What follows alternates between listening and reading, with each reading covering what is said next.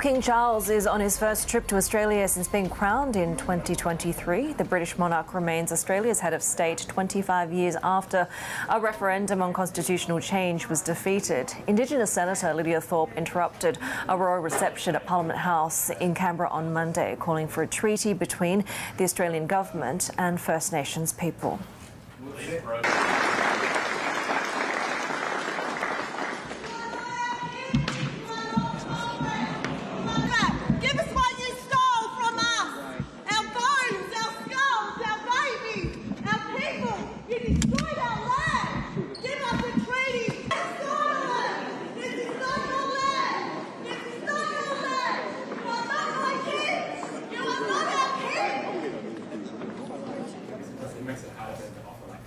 Let's bring now Esther Anatolitis, who's a co-chair of the Australian Republican Movement. Esther, great to have you with us. And let me begin by asking, with this visit, what have you seen in terms of public sentiment, the interest in going again for this Republic debate? Well, we're seeing growing interest in the future Australian Republic and support for the future Australian Republic, which is not surprising when we have a visit by their sitting head of state only once every 10 or more years. It's been 11 years in this instance. It's a really important reminder for people that, yes, in this day and age, Australia's head of state is still a monarch from another country and not someone who is democratically selected by Australians. In fact, it's been the most frequent question in the global media interviews that my co-chair Nathan Hansford and I have been doing, which is that question of, oh gosh, I hadn't realised, like really in 2024 your head of state is in another country. We're of course in the minority of Commonwealth nations who aren't a republic yet, so it's I think at best a cause for sort of confusion and bemusement, and of course an important moment to keep thinking about and working towards the future Australian Republic.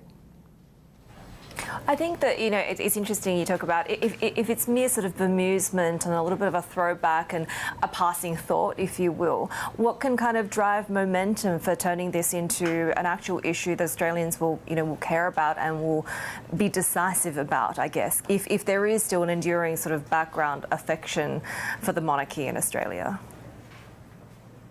I think it's really about who we are as Australians today. So Australia is a richly diverse country. More than half of us now either were born overseas or have one parent who was born overseas. That includes me. I'm from a migrant family and English is not my first language. When we look at that history, as you say, Australia no longer has a privileged relationship with any one country around the world. And so what may have made sense in the past at the time of federation very much no longer makes sense for Australia. Our campaign, which has been a popular culture campaign called Monarchy, the Farewell Oz Tour, has been all about really drawing out who we are as Australians. We value fairness, we value equity, we value a fair go. But when we have these rare royal visits, they are, a bit of a touring show that that democracy, goes on a bit of a pause for as we focus on our visiting head of state, instead of having visiting dignitaries greeted by an Australian head of state who works for us full time, who is accountable only to us. Esther, certainly the symbolism around this is very well understood, and it is a bit weird having a head of state that's on the other side of the planet and is a monarch as well. But Australians also have a love of pragmatism. This is cheap and it works just fine. Why change it? I think Australians increasingly expect a head of state who is focused just on us full time, who is able to, in Australia and around the world, be a great unifying symbol, but who is also very rigorously focused and foresightful for Australia's interests, be they trade, cultural, or all those other interests domestically and internationally. A part-time head of state can't achieve that. Their focus is on numerous countries countries as well as their own kingdom. And of course, it goes to the democratic focus, the democratic purpose.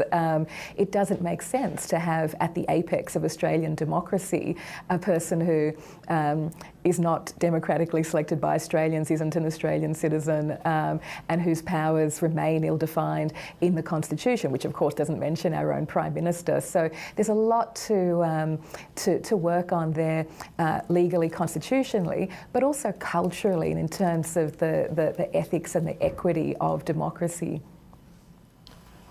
Well, as Haidi mentioned, there was a referendum on this 25 years ago, and it did famously fail, and Australia ended up keeping the monarchy. But part of the problem there was the debate around what replaces it and the idea of electing a president or a head of state, and things became horribly politically embroiled. How do you answer this question going forward? Well, of course, we are very much a different country to a generation ago. We're far more diverse than we were. And so that notion of that lack of a privileged relationship with another country, it's even more prominent now.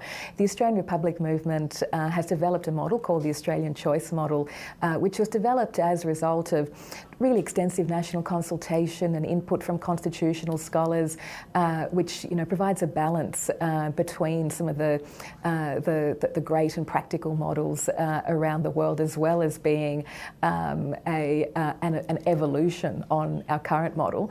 And that's on our website, but really as a discussion starter, because the next step is really, of course, to continue our conversation so that that momentum does grow. And we know from Australian Republic movement research that 92% of Australians are open to the idea of the future Australian Republic, and 75% of currently serving federal MPs are also supportive. And so it's simply about maintaining those great conversations until we find the best moment for everyone. Is that moment sooner rather than later? Because in a longer term, is it going to be difficult to maintain that momentum and to have that conviction? Because we know that the Prince and Princess of Wales are extremely popular. Yes, and I'm heartened by that and the popularity of all the royals. But of course, Australian democracy isn't a show. We look at the people that we appoint on their merits, and we expect to elect our future head of state on that basis. It's the time, of course, will need to be right for everyone, and that's a conversation that does keep going. We've had, I think it was just a couple of years ago, when Prince William was in the Caribbean and was saying to nations, becoming republics, that of course relationships evolve, but friendships endure, and it's a very simple and heartfelt and heartening approach of that evolution of the relationship and the friendship that awaits Australia.